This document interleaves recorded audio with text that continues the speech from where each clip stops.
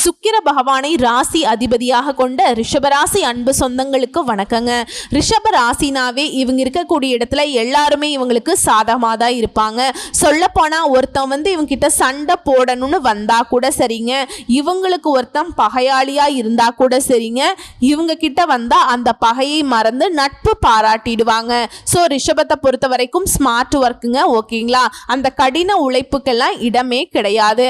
ஆனால் யாருடைய மனசும் புண்படுற மாதிரி பேச மாட்டாங்க. எல்லாரையுமே அரவணைக்கிறதுல ரிஷபத்தை அடிச்சுக்கிறதுக்கு ஆட்களே கிடையாது. ஒற்றுமையா இருக்கிறது மட்டும்தான் ரிஷபத்துக்கு பிடிக்கும். தெரிஞ்சவங்க தெரியாதவங்க, இருக்கிறவங்க இல்லாதவங்க, இவங்க எங்க இருந்தாலும் சரி எல்லார் கூடயுமே ஒற்றுமையா இருக்கணும், எல்லாருக்குமே எல்லாமே கிடைக்கணும், இப்படி நினைக்கக்கூடியவங்க தான் இந்த ரிஷப ராசிக்காரங்க. அதே போல ரிஷப ராசியை பொறுத்த வரைக்கும் எல்லார்கிட்டையுமே பணிவா பேசுவாங்க. அதை சில பேர் இவங்க பயந்துட்டாங்கன்னு நினைப்பீங்க. ஆனா கடின உழைப்பும் மன தைரியமும் உடையவங்க தான் இந்த ரிஷபராசி. நீங்க ஒரு பாறையை கூட உடைச்சிடலாம், ஆனா இவங்களுடைய மன தைரியத்தை உங்களால உடைக்கவே முடியாது. பார்க்கறதுக்கு வேணா இவங்க நீங்க பேசுறதுக்கும் செயல்பாடுகளுக்கு ஒத்துழைக்கிற மாதிரி தெரியும், ஆனா ஒருபோதும் இவங்க மற்றவங்களுடைய செயல்பாடுகளுக்கு தகுந்த மாதிரி முடிவு எடுக்கவே மாட்டாங்க, செயல்படவும் மாட்டாங்க. இப்படிப்பட்ட குணாதிசயங்கள் கொண்ட ரிஷபராசிக்கு தன்னை அழகுபடுத்தி கொள்வதிலையுமே அக்கறை வச்சிருப்பாங்க. ஆடை ஆபரணங்கள் மீது அக்கறை வச்சிருப்பாங்க. எல்லாரையும் ஈஸியா ஏமாத்திடுவாங்களா அப்படின்னா ரிஷபத்தை இப்படி சொன்னா உங்களுடைய நாக்கு தாங்க அழுகி போகும், புரியுதுங்களா. இது மேல ஆசை இருக்கே தவிர்த்து அதை தன் உழைப்பால அடையணும் தான் நினைப்பீங்களே தவிர்த்து ஒரு நாளும் மற்றவங்க காசுல 10 பைசா எடுக்கணும், மற்றவங்களை ஏமாத்தணுங்கிற துளி அளவு எண்ணம் கூட இவங்களுக்கு கிடையாது. ஆனா இவங்க பல பேரால ஏமாந்து நின்று இருப்பாங்க. ஈஸியா மற்றவங்களை நம்பி ஏமாறதுல ரிஷபத்தை அடிச்சுக்கிறதுக்கு ஆட்களே இல்லைங்க. ஆனாலும் ஏமாந்தும் கூட எதிர்த்து பேசாதவங்க தான் இந்த ரிஷபம். இது இன்னொரு விஷயம் நான் சொல்லணும்னா, ரிஷபம் அப்படிங்கிறவங்க எதையும் செய்ய துணிஞ்சவங்க தான். ஆனா அவங்களுக்குன்னு ஒரு குணாதிசயம் இருக்கு இல்லையா, யாருக்கும் எந்த பாதிப்பும் நான் செய்யக்கூடாதுன்னு நினைச்சிருக்காங்க இல்லையா, அது வரைக்கும் நீங்க என்ன பண்ணாலும் உங்களுடைய தலை தப்பும். ஒருவேளை ரிஷபம் அவங்க எல்லையை மீறி கோபதாபங்களோடு உங்களை நோக்கி ஒரு அடி வைக்கணும்னு நினைச்சிட்டா நீங்க காலிங்கிறத முடிவு பண்ணிக்கோங்க. இதை ரிஷபராசியை வெறுக்கக்கூடியவங்க, ரிஷபராசியை அழிக்கக்கூடியவங்க, அவங்களுக்கெல்லாம் இந்த வீடியோ பதிவை ஷேர் பண்ணி விடுங்க. காரணம் கேட்குறீங்களா, ஒருத்தன் வாழ்க்கையில நல்ல ஏகபோகமா இருக்கான், சந்தோஷமா இருக்கான், திடீர்னு பணக்காரன் ஆயிட்டான், அப்படி இப்படி நம்ம சொல்ற ஆட்கள் எல்லாருக்குமே சுக்கிரன் ரொம்ப வலுவா இருப்பாருங்க. சுக்கிரன் உச்சத்தில் இருப்பார். ஆனா அவரையே அதிபதியாக கொண்ட ரிஷபராசிக்காரங்களுக்கு எல்லா சமயமுமே அடி சறுக்கும்னு நீங்க எதிர்பார்த்தா அது தப்புங்க. எந்த அப்பாவாவது தம் பிள்ளை கெட்டு போகணும்னு நினைப்பாரா? அப்படிதான் இந்த அப்பா அப்படிங்கிறவர் தான் இந்த ரிஷபராசிக்கு சுக்கிர பகவான். ஸோ ஒரு பொழுதும் கைவிட மாட்டாருங்க. இவங்க கீழே விழுற மாதிரி இருக்கும், பட் ஒரு நாளும் கீழே விழ மாட்டாங்க. பார்த்து உஷாரா இருந்துக்கோங்க. இப்படிப்பட்ட குணாதிசயங்களுக்கு சொந்தக்காரர்களான நம்முடைய ரிஷபராசிக்கு தலைப்பை பார்த்திருப்பீங்க. 500 ஆண்டுகளுக்கு பிறகு வீடு தேடி வரக்கூடிய நபரால நவ பஞ்ச யோகம். ரிஷபராசிக்கார உங்க கூட கை கோர்க்கும் அந்த நபரால உங்க வாழ்க்கை நிலைங்கிறது தூங்கி கொண்டிருந்த அதிர்ஷ்டம் உங்களுக்கு பிரகாசிக்க போதுங்க. ரிஷபம் இந்த செகண்ட் வரைக்கும் எல்லாரையுமே ஒதுக்கப்பட்டு எல்லாராலையுமே அசிங்கப்பட்டு அவமானப்பட்டு நம்ம என்ன பாவம் பண்ணோங்கிற அளவுக்கு துயரத்துல தான் வாழ்ந்துட்டு இருக்கீங்க, இல்லைன்னு மறுக்க முடியாது இல்லையா. இப்படி இருக்கக்கூடிய நிலையில இந்த ஒரு நபர் அப்படின்னு நான் சொன்னேன் இல்லையா, அது யாருன்னா ராகு கேது கூட நல்லது மட்டுமே செய்ய தெரிஞ்ச குரு போய் கை கோர்க்கிறாருங்க, புரியுதுங்களா. இந்த ராகுவும் கேதுவும் யாருங்க, கெட்டதை செய்வாங்க அப்படின்னு நம்ம சொல்லியிருக்கோம், அசுப கிரகங்கள் சொல்லியிருக்கோம். இவங்களுக்கு தனியா குணம் கிடையாது. ஆனா இவங்க யார் கூட சேர்றாங்களோ, யாருடைய வீட்டில் இருக்காங்களோ அவங்களுடைய குணத்தை எடுத்துக்கிட்டு பலன் தரக்கூடியவங்க. ஸோ இப்போ இந்த ராகு கேது கூட குருவும் இணைவதனால குரு என்ன செய்வாரு, கோடி நன்மைகளை அள்ளி கொடுக்கக்கூடியவர். ஸோ அவர் ஒரு 1000 ரூபாய் உங்களுக்கு கொடுத்தன் அப்படின்னு முடிவு பண்ணிட்டா இந்த ராகுவும் கேதுவும் என்ன பண்றாங்க, கணக்கு தப்பா இருக்கு, ஒரு 0 சேர்த்து அப்படிங்கிற மாதிரி உங்களுக்கு பல மடங்கு அதிர்ஷ்டகரமான பலன்களை அள்ளி கொடுக்க போறாங்க. அது என்ன ஏதுங்கிறத தெளிவா பார்க்கலாம். அதாவது வேத ஜோதிட பத்தி ஒவ்வொரு கிரகமும் ஒரு குறிப்பிட்ட கால இடைவெளியில ஒவ்வொரு ராசியுமே மாத்திக்கிட்டு இருக்கும். இதனால சில யோகங்கள் உருவாகும். அது சுப யோகங்களாகவும் இருக்கும், ராஜ யோகங்களாகவும் இருக்கும். இது மனிதர்களுடைய வாழ்க்கையில பெரிய தாக்கத்தை ஏற்படுத்தும். இப்ப ரிஷபம் யோசிக்கிறது என்னன்னா, கிரகம் மாறுது செய்யுது, எல்லாமே தான் நடக்குது, இப்ப என்ன அதுக்கு, இதெல்லாம் நீ பேசாத, எனக்கு நல்லது நடக்குமா நடக்காதா இதை மட்டும் டக்குன்னு சொல்லு. ரிஷபம் இப்படி அவசரப்படுறதுக்கான காரணம் என்னங்க? அடி, பயங்கரமான அடி. முதுகுக்கு பின்னாடி திரும்பி பார்த்தீங்கன்னா அவ்வளவும் கடப்பாறை குத்து தான். சாதாரண ஈட்டி குத்தா இருந்தா கூட சமாளிச்சிடலாம், பயங்கரமா எல்லாரும் வச்சு செஞ்சு விட்டுருக்காங்க. முன்னாடி நான் சிரிச்சுக்கிட்டே இருக்கேன், அதை பார்த்து என்ன நினைக்கிறாங்க, அட இவங்களுக்கு என்னப்பா குறை, நல்லா ஜாலியா சுத்திட்டு இருக்காங்க, நம்ம தான் பாரு அவங்க கஷ்டப்படுறாங்கன்னு நினைச்சிட்டு இருக்கோம், அவங்க கடன்ல இருக்காங்கன்னு நினைச்சிட்டு இருக்கோம் அப்படின்னு பேசுவாங்க இல்லையா? அந்த வெறுப்புல தான் இப்ப ரிஷபம் இப்படி யோசிக்கிறீங்க. கவலைப்படாதீங்க, நிழல் கிரகங்களோட சுப கிரகம் சேர்வது உங்களுக்கு யோகம்தான். அதாவது இந்த வருஷத்துல மே மாதம் 18ஆம் தேதி மீன ராசியிலிருந்து கும்ப ராசிக்கு ராகு பகவான் நுழைந்த பின்னாடி இந்த குரு பகவான் மிதுன ராசிக்குள்ள நுழைறாருங்க. இந்த ராகு மற்றும் குருவினுடைய நிலையினால நவ பஞ்ச ராஜயோகம் உருவாகுது. இந்த நவ அப்படிங்கிறது 9 பஞ்சத்திலையும் உங்களை தற்காத்து கொள்ள, அதாவது 9 நவகிரகங்களால உங்களுக்கு எந்த மாதிரி கஷ்டங்கள் இருந்தாலும் சரிங்க, அது சரியாகிறதுக்கு இந்த நவ பஞ்ச ராஜயோகம், இந்த ராஜயோகம் அப்படிங்கிறது வருஷம் ஒரு 10 வருஷம் இல்லைங்க, ஒரு 20-30 வருஷம் அந்த மாதிரி கூட கிடையாதுங்க. 500 ஆண்டுகளுக்கு பிறகுதாங்க இந்த மாதிரியான ஒரு நிலை உருவாகி இருக்கு. சாதாரணமா இல்ல. பாம்பு கிரகமும் குருவினுடைய அமைப்புங்கிறது 500 வருஷங்களுக்கு பின்னாடி தான் உருவாகி இருக்கு. இந்த பழமையான ராஜயோகம் அப்படிங்கிறது, இந்த நவ பஞ்ச ராஜயோகம் அப்படிங்கிறது எல்லா ராசியுடைய வாழ்க்கையில தாக்கத்தை ஏற்படுத்தினாலும் எல்லாருக்குமே அதிர்ஷ்டத்தை அள்ளி கொடுத்தாலும் அதுல முக்கியமா ரிஷப ராசிக்கு இந்த ராஜ யோகத்தினால அதிர்ஷ்டத்தை பெற போறீங்க. எழுதி வச்சுக்கோங்க, புரியுதுங்களா? இதன் மூலம் தொழில் நல்ல வளர்ச்சி இருக்கும், முன்னேற்றம் இருக்கும். உத்தியோக பணிகள் இருக்கீங்கன்னா நீங்க எதிர்பார்த்த மாதிரி எல்லாமே நடக்கும். பதவி உயர்வு கிடைக்கும், சம்பள உயர்வு கிடைக்கும், எதிர்பார்த்த இடமாற்றம் கிடைக்கும். மேலும் நிலையை பொறுத்த வரைக்கும் நல்ல உயர்வை பார்க்க போறீங்க. 500 வருடங்களுக்கு பிறகுதான் ராகு குரு பகவானால் இந்த நவ பஞ்ச ராஜயோகத்தினால அதிர்ஷ்டம் அப்படிங்கிறது ரிஷபத்திற்கு உண்டாகுதுங்க. திடீர் நிதி நன்மைகளை அளிக்க போகுது. புதிய வருமான ஆதாரங்களை நீங்களே உருவாக்கிக்க போறீங்க. அதே மாதிரி வேலை பார்க்குறவங்க என்ன வேலை வேணா செய்யுங்க, எந்த துறைகளில் வேணாலும் இருங்க, கூலி வேலை செய்தால் கூட சரிங்க, உங்களுக்கு உயர்வு உண்டு. அப்போ தனியார் துறை, அரசாங்க துறையோ, ஆண்களோ பெண்களோ, 6 வயதோ 60 வயதோ யாரா இருந்தாலும் சரி, என்ன வேலை செய்தாலும் சரி, ஒரு படி முன்னேற்றம் உண்டு. இல்ல பல மடங்கு முன்னேற்றம் கூட இந்த ராகுவும் கேதும் கொடுத்துட்றாங்க. நான் சொன்னேன் இல்லைங்களா, 1000 ரூபாய் கொடுத்தா அது கூட ஒரு 0 சேர்த்து கொடுத்துருவாங்க. அப்படி ஒட்டு மொத்தமா நம்முடைய நிலை எப்படி இருக்குங்க? 1000 ரூபாய் வந்திருக்குங்கிற பட்சத்துல லட்சங்களா மாறுதுங்க, பல மடங்கு இல்லையா? அதாவது ஒரு விஷயத்தை நீங்க தெளிவா புரிஞ்சுக்க வேண்டியது என்ன தெரியுங்களா? இந்த நவ பஞ்ச ராஜயோகம் அப்படிங்கிறது உங்களுக்கு அதிர்ஷ்ட கதவு திறந்து வைக்க போகுது. அதே மாதிரி குடும்ப உறுப்பினருடைய உறவுங்கிறது நல்ல வலுவா இருக்கும். ரிஷபத்துக்கு அப்படி ஒரு நிலை இருக்கா? இதுவரைக்கும் வீட்டில் இருக்கவங்க தான் உங்களுக்கு முதல் எதிரியா இருந்திருப்பாங்க. என்னடா இது, நம்ம கூட பிறந்தவங்க இப்படி பேசுறாங்க, நம்ம பெத்தவங்க இப்படி பேசுறாங்க, அளவுக்கு எல்லாம் ரொம்ப மாறிட்டாங்க, அந்த அளவுக்கு எல்லாம் பேசுகிறாங்க, ஆளுக்கு ஒரு குற்றச்சாட்டு உங்கள் மேலே வச்சு உங்களை ஒரு மாதிரி வெறுப்பேற்றி வச்சுருப்பாங்க. ஆனால் இப்போது அந்த உறவு வலுவாக இருக்க போகுதுங்க. வீட்டுடைய சூழ்நிலை உங்களுக்கு மகிழ்ச்சியை கொடுக்க போகுது. நிதி நிலைமை சிறப்பாக இருக்க போகுது. சிலருக்கு புதிய சொத்துக்கள் மற்றும் வாகனங்கள் வாங்கக்கூடிய வாய்ப்புகள் கிடைச்சிருக்கு. அதே மாதிரி வியாபாரிகளுக்கு திடீர் லாபம் கிடைக்கும். அரசு தொடர்பான வேலைகளில் இருக்கவங்களுக்கு வெற்றி கிடைக்கும். சமுதாயத்தில் கௌரவம் அதிகமாகுது. குறிப்பாக இந்த அதிர்ஷ்டம்ங்கிறது வாழ்க்கையில பிரகாசிக்கிறதுனால ரிஷப ராசியை சேர்ந்த மாணவ மாணவிகளுக்கு இல்ல கல்வி தொடர்பான பணிகள்ல இருக்கவங்களுக்கு நல்ல முன்னேற்றம் இருக்கும். மாணவர்களுக்கு தேர்வுகளை நல்ல மதிப்பெண்களை பெற்று வெற்றி பெற போறீங்க. புரியுதுங்களா? நீங்க இந்த காலகட்டத்தில் விஐபிகளாக வலம் வர போறீங்க. ரொம்ப பிரபலம் ஆயிருவீங்க. அதே மாதிரி சமுதாயத்திலையுமே மதிப்பு மரியாதை அதிகமாகும்.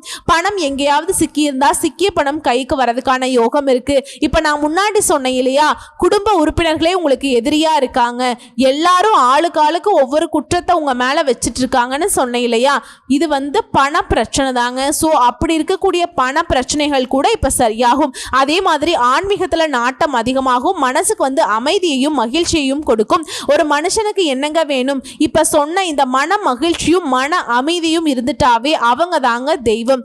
இவன் தான்ப்பா கடவுள் மாதிரி வாழ்றான்ப்பா அப்படின்னு வாங்க இல்லையா. அப்படி குறிப்பா இந்த நவ பஞ்ச ராஜ யோகத்தினால ரிஷபராசிக்காரர்கள் நல்ல தெளிவா தெரிஞ்சுக்கோங்க. வாழ்க்கை எந்த அளவுக்கு உங்களை பயம்புறுத்தோ, அடைச்சிச்சோ, அசிங்கப்படுத்துச்சோ, அவமானப்படுத்துச்சோ, அந்த வாழ்க்கை இப்ப செழிப்பா இருக்க போகுது. மேலும் மேலும் சொல்லணும்னாக்கா வேலையிலும் சரி வணிகத்திலையும் சரி, என்ன வேலை செய்தாலும் சரிங்க, எந்த துறைகள்ல இருந்தாலும் சரி, கூலி வேலை செய்யுங்க, குப்பை பொறுக்குங்க, நல்ல முன்னேற்றம் ஏற்படும். திண்ணையில படுத்துட்டு இருந்தவனுக்கு திடீர்னு வந்துச்சுடா வாழ்க்கை அப்படின்னு சொல்லுவாங்க இல்லையா, அந்த மாதிரி நடக்குங்க. இன்னும் ரிஷபராசியை இந்த யோகத்தினால அடையாளப்படுத்தணும்னா கூரையை பிச்சுட்டு குட்ட போகுதுங்க. தொட்டது எல்லாமே பொண்ணா மாறப்போகுது. இப்படி எல்லாத்தையுமே சொல்லி முடிக்கலாம். வேலையில் இருக்கீங்களா, பதவி உயர்வு கிடைக்கும். சொந்த தொழில் செய்றீங்களா, நல்ல முன்னேற்றம் இருக்கும், லாபம் கிடைக்கும். வேலை தேடுறீங்களா, நல்ல வேலை கிடைக்கும். இல்லம்மா நான் ஒருத்தர் கீழே வேலை பார்த்துட்டு இருக்கேன், புதுசா தொழில் தொடங்குறேன், ரொம்ப நாளா நினைச்சிட்டு இருக்கேன் அப்படின்னா தாராளமா செய்யுங்க. உங்க எண்ணங்கள் பலித்தமாகும். பலிக்கிறது மட்டும் இல்ல, நல்ல லாபம் கிடைக்கும். சாதகமான காலம் இது. இல்லம்மா நான் ஆல்ரெடி ஒரு தொழில தான் பண்ணிட்டு இருக்கேன், அந்த ஆன்லைன் வர்த்தகம் பண்ணிட்டு இருக்கேன், பங்கு சந்தையில பணம் போட்டுட்டு இருக்கேன், பழைய முதலீடுகள்ல இருந்து கூட இப்ப நல்ல லாபம் கிடைக்கும். இப்ப ஏதாவது முதலீடு பண்ணணும்னா சந்தை நிலவரத்தை அறிந்து முதலீடு பண்ணுங்க. நேரம் உங்களுக்கு சாதகமா இருக்கு. அது மாதிரி வேலை தொடர்பா குறிப்பா தூர பயணம், நீண்ட தூர பயணங்களை மேற்கொள்ள வாய்ப்பு இருக்கு. இந்த பயணங்களும் உங்களுக்கு நல்ல நிதி ஆதாயங்களை கொடுக்கும். அதாவது ரிஷபம் ஒரு இடத்துல கால் வைக்குது அப்படின்னாவே நீங்க நினைக்கிறது நடக்கும். புரியுதுங்களா? கிரக மாற்றம்ங்கிறது தான் உங்களுக்கு நேர்மறையான மாற்றங்களை மட்டுமே கொடுக்குது. இது நாள் வரைக்கும் நமக்கெல்லாம் நல்லது நடக்குமாடா, ரிஷபராசி ஆண்களும் சரி பெண்களும் சரி கவலைப்பட்டுட்டு இருந்தீங்க. ஆனா இனிமேல் எல்லாமே நல்லதா தாங்க நடக்கும். கவலையே வேண்டாம். புரியுதுங்களா? தனிப்பட்ட வாழ்க்கையிலும் சரி தொழில் வாழ்க்கையிலும் சரி சிறப்பான பலன்களை அனுபவிக்க போறீங்க. பல நன்மைகளை பெற போறீங்க. இது எல்லாத்துலயுமே நேர்மறையான மாற்றத்தை கொடுக்கும். பொருளாதார நிலையில பெரிய முன்னேற்றம், குடும்பத்துல மகிழ்ச்சியான சூழ்நிலை, திருமணம் ஆனவர்களுக்கு அந்யோன்யம் பிறக்கும், திருமணம் ஆகாதவர்களுக்கு நல்ல வரன் அமையும். அதே மாதிரி ரிஷபராசி இந்த காலகட்டத்தில் கொடுத்த வாக்கை காப்பாத்துவீங்க. சொத்துக்கள்ல முதலீடு செய்ய இது சிறந்த நேரமா இருக்கும். ஆரோக்கியம் சிறப்பா இருக்கு. உங்களுடைய முயற்சிகளுக்கு உங்களுடைய வாழ்க்கை துணை உறுதுணையா இருப்பாங்க. பல நேர்மறையான மாற்றங்கள் இருக்கிறதுனால வியாபாரத்துல நீங்க சிறந்த பலன்களை பெறுவதனால லாபமும் பல மடங்கு பெருகும். பெரிய வெற்றியை கொடுக்கக்கூடிய நிதி ஆதாயங்கள் ஏற்படும். அதுவும் இந்த நிதி ஆதாயம்ங்கிறது எதிர்பார்த்ததை விட பல மடங்கு சாதகமா அமையும். அதே மாதிரி வேலையிலும் சரி வியாபாரத்திலையும் சரி மாற்றங்கள் ஏற்படும். அது உங்களுக்கு ஆச்சரியத்தை கொடுக்கக்கூடிய வகையில் இருக்கும். அதாவது உங்க குடும்பத்தாரும் சரி, சொந்த பந்தங்களும் சரி, நட்பு வட்டாரமும் சரி, இத்தனை நாளா உங்களை குற்றம் சொல்லாம ஒரு மாதிரி போயிட்டு இருந்துச்சு இல்லையா, எல்லாத்துக்கும் குற்றம் சொல்லிட்டு, ஆனால் இனிமேல் குற்றம் சொல்லாமல் இருக்க போகிறாங்க. இனி உங்களை வாழ்த்துறதுக்கு ரொம்ப அவங்களே முன் வர போகிறாங்க. உங்களுடைய வசதி வாய்ப்புகள் பார்த்து ஆச்சரியப்படுவதற்குமே ஒரு கூட்டம் வரப்போகுது. அதே மாதிரி குடும்ப வாழ்க்கை ரொம்ப சிறப்பாக இருக்கும். குடும்பத்தில் மகிழ்ச்சியும் அமைதியும் நிலவும். திரும்பவும் சொல்கிறேங்க, இந்த நவ பஞ்ச ராஜயோகம்ங்கிறது உங்களுடைய எந்த மாதிரியான தேடல்கள் இருந்தாலும் சரி அதை நிறைவேற்றி கொடுக்குது. தொழில் நல்லா இருக்கணும், வியாபாரம் நல்லா இருக்கணும், இல்லைம்மா நான் தனியா வேலை பார்க்குறேன், பதவி கிடைக்கணும், இல்லை நான் அரசாங்க துறையில் இருக்கேன், மேலதிகாரிகிட்ட நல்ல மதிப்பு கிடைக்கணும், மரியாதை கிடைக்கணும், என்னங்க உங்களுக்கு வேணும்? எல்லாமே இந்த நவ பஞ்ச யோகத்தில் உங்களுக்கு உண்டு. அதாவது பணம் அப்படிங்கிறது பல வழிகளில் வருவதனால உங்கள் நிதிநிலை அப்படிங்கிறது பல மடங்கு ரொம்ப சூப்பராக மாறப்போகுதுங்க. அதில் எத்தனை ஜீரோ வேணாலும் சேர்த்துக்கலாங்க. 10 ரூபானா கூட அது 1000 ரூபாயா மாறுறதுக்கு கூட வாய்ப்பு இருக்குங்க. ராகுவும் கேதுவும் அப்படிதான், அவங்களுக்கு கணக்கு தெரியாது, அள்ளி அள்ளி கொடுத்துருவாங்க. நீங்கள் நினச்சது எல்லாமே நினச்ச மாதிரி நடக்கும். காரியங்களை வெற்றிகரமாக செஞ்சு முடிச்சுக்க போகிறீங்க. எதிர்பாராத அதிர்ஷ்டத்தால் திடீர் லாபத்தை அடைய போகிறீங்க. இது அலுவலக சூழ்நிலை அப்படிங்கிறது உங்களுக்கு சாதகமாக இருக்கும். உங்களுக்கு நல்ல பெயர் கிடைக்கும். அதிகாரம் அதிகமாகும். மிகவும் சிறப்பான காலகட்டம்.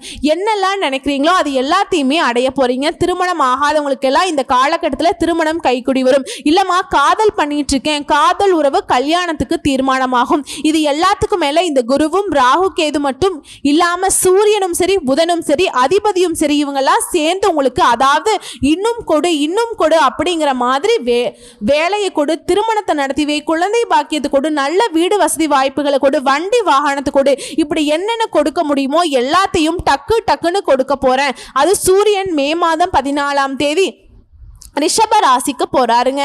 நான் முன்னாடி சொன்னேன் இல்லையா, அதிர்ஷ்டம் உங்களுக்கு பிரகாசிக்க வைக்க போகுதுன்னு. ஏன்னா சூரிய பகவான் நவ கிரகங்களுடைய முதல்வன் இல்லையா, ரொம்ப வெளிச்சத்துக்கு சொந்தக்காரர். இவருடைய அமைப்பு உங்க ராசிக்கு வருவதனால யோகம் பிரகாசமாகுது, புரியுதுங்களா? அதே மாதிரி மே 6ஆம் தேதி கிரகங்களுடைய இளவரசன்னு சொல்லக்கூடிய புதன் பகவான் மேஷ ராசிக்கு போறார். அதுக்கும் பின்னாடி தேவர்களின் குருவான குரு பகவான் 12 ஆண்டுகளுக்கு பின்னாடி மே மாதம் 14ஆம் தேதி அதாவது சூரியன் இடமாற்றமாகிய அதே நேரத்தில் மிதுன ராசிக்கு போறார். சூரியன் ரிஷப ராசிக்கு, குரு பகவான் மிதுன ராசிக்கு போறார். இவங்க எல்லாருக்கும் பின்னாடி மே மாதம் 18ஆம் தேதி இந்த ராகுவும் கேதுவும் இடத்தை மாத்திக்கிறாங்க. இதோட இல்லாம மே மாதம் 31ஆம் தேதி சுக்கிரனும் உங்களுடைய அதிபதியும் மேஷ ராசிக்கு போறாங்க. சோ இப்படி 6 கிரகங்களுமே ராசியை மாத்திக்கிறதுனால தொழில எதிர்பாராத அளவில் நல்ல மாற்றத்தை பார்க்க போறீங்க, அதிர்ஷ்டத்தை அனுபவிக்க போறீங்க, நிதி ரீதியா சிறப்பா இருக்க போறீங்க.